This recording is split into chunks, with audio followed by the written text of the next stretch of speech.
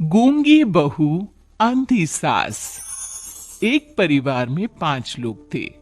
ओम प्रकाश, उनकी पत्नी सुमित्रा, बहू भावना, बेटा राहुल और एक थी उनकी बेटी प्रियंका। वैसे तो ओम प्रकाश और सुमित्रा के घर में सब कुछ ठीक ठाक था, लेकिन सुमित्रा की एक आदत थी। घर में कुछ भी गलत या सही हो तो वो किसी से कुछ नहीं कहती। और भावना स्वभाव की इतनी सीधी सादी थी कि अगर कोई उसके साथ गलत भी करता तो भी वो उसे कुछ नहीं कह पाती। इसी के चलते प्रियंका और राहुल घर में मनमानी चलाते रहते, क्योंकि घर को संभालने वाली औरतें इस तरह से रहती थी जैसे वो गूंगी और अंधी हो। माँ, मैं अपनी सहेलियों के साथ पिकनिक पर जा रही हूँ ठीक है बेटा, चली जाओ। और मुझे आने में रात हो जाएगी, देर से ही आऊंगी मैं। अच्छा, कोई बात नहीं बेटा। अरे भावना, तुमको एक बार में समझ में नहीं आता क्या? नाश्ते में फिर से पराठे बना के रख दिए। कितनी बार तुमसे कहा है कि मेरे लिए ढंग का नाश्ता बनाया करो।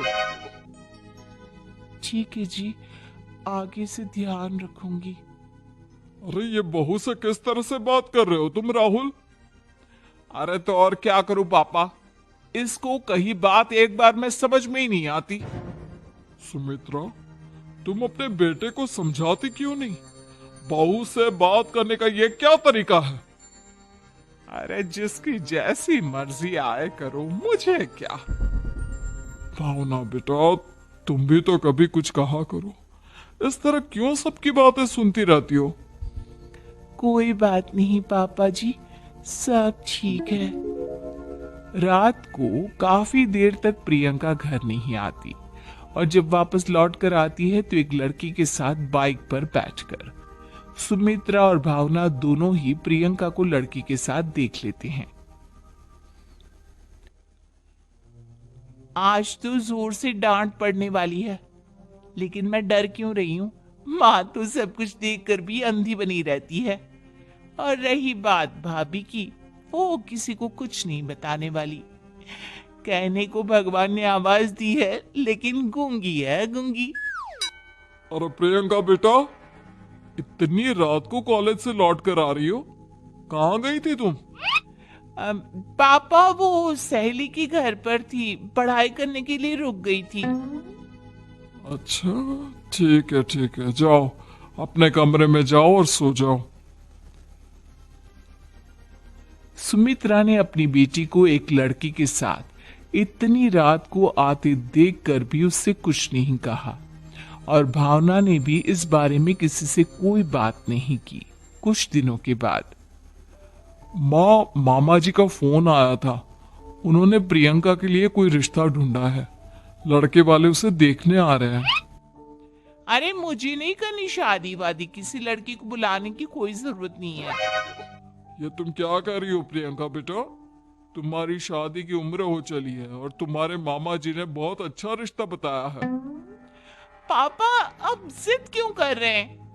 और आप क्यों मेरी मर्जी के खिलाफ शादी कराना चाहते हैं? अरे माँ, इसको समझाइए ना।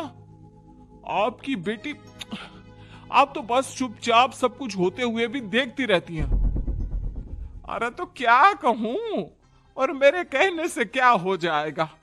वैसे भी गलत क्या हो रहा है, सब कुछ सही तो है। भावना बहू, देखो तो प्रियंका हमारी बात नहीं समझेगी, लेकिन वो तुम्हारी हम उम्र है। क्या पता तुम्हारे कहने से उसे कुछ समझ में आ जाए। नहीं पापा जी, मेरे कहने से कुछ नहीं होगा। मैं प्रियंका को कैसे समझा सकती हूँ? वो ननद है मेरी, कहीं मेरी किसी बात का बुरा मान गई तो? सुमित्रा और भावना में से कोई भी प्रियंका को कुछ नहीं समझाता। इस बात से राहुल और ओम प्रकाश जी दोनों ही परेशान हो जाते हैं। और फिर जब लड़का प्रियंका को देखने के लिए आता है, मुझे आपकी बेटी बहुत पसंद है, मैं उसके साथ शादी करने के लिए तैयार हूँ। देखो, मुझे तुमसे शादी नहीं करनी, और ये बात जितनी जल्दी समझ में आ जाए अच्छा रहेगा। अरे तो फिर आप लोगों ने मुझे यहाँ बुलाया ही क्यों? माफ कर दो बेटा, वो हमारी बेटी जरा गुस्से में है, हम उसे समझाने की कोशिश करते हैं। हाँ हाँ, देखिए आप नाराज मत होइए, वो तो उसने बस ऐसे ही कह दिया होगा। अरे कोई ऐसे ही कुछ कहता है क्या?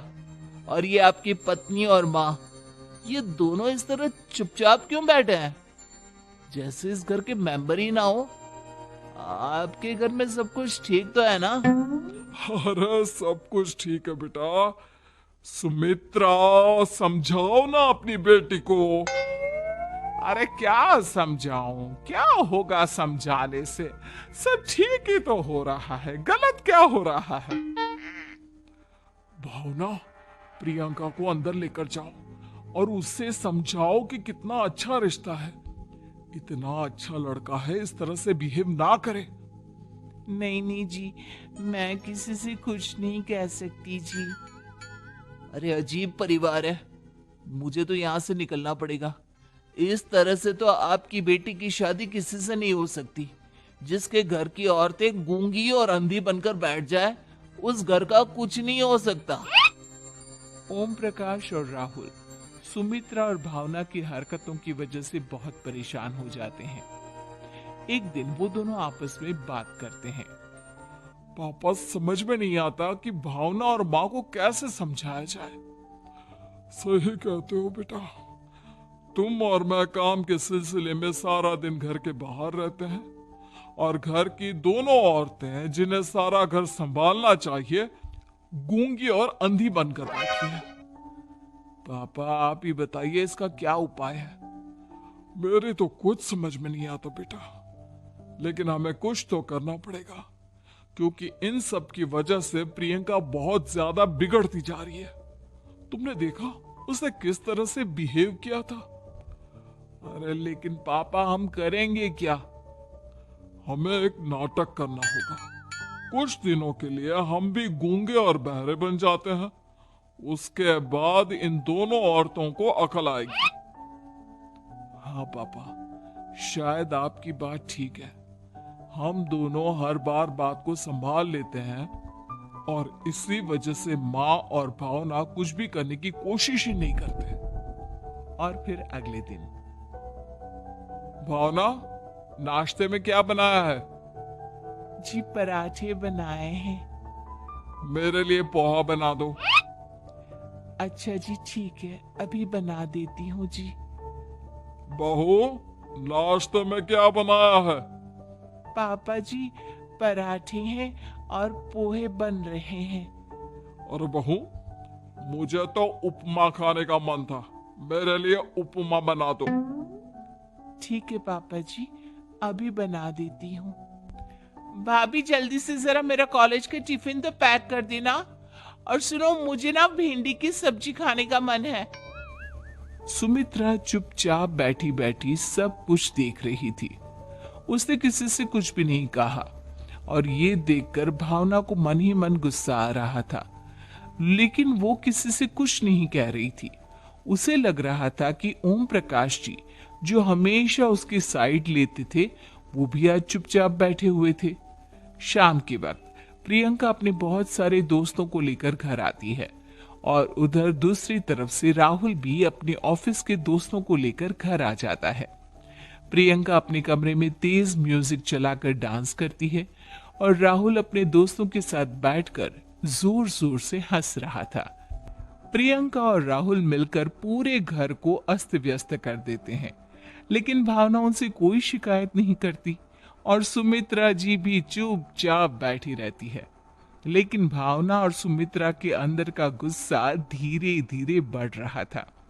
फिर रात को ओम प्रकाश और राहुल एक दूसरे से बातें करते हैं।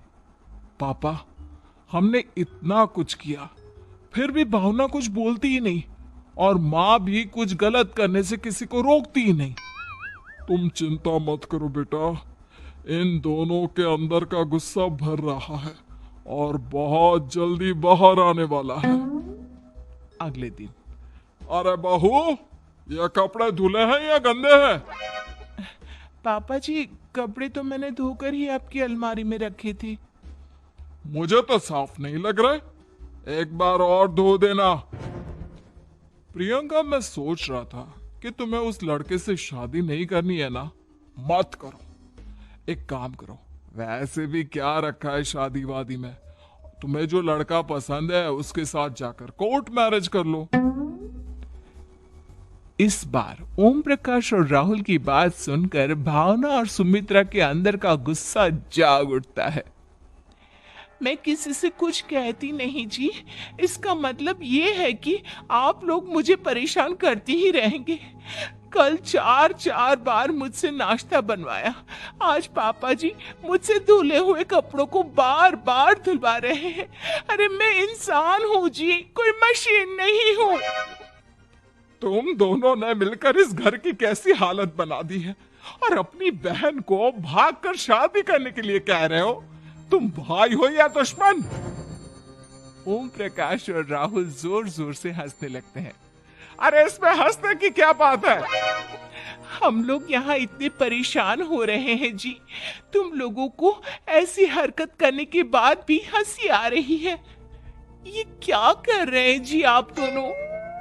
यही तो हम चाहते थे कि सुमित्रा तुम अंधी होकर ना बैठी रहो। घर में कुछ भी गलत हो तो उसे रोकने की कोशिश करो। और भावना, तुम अपने साथ हो रहे गलत व्यवहार पर भी कभी मुंह नहीं खोलती। यह सही बात नहीं है। मैं चाहता था कि तुम्हारी भी जुबान खुले, तुम गलत बात का विरोध करो। गूंगी बहू और अंधी सास की ये जोड़ी इस घर में अब नहीं चलेगी।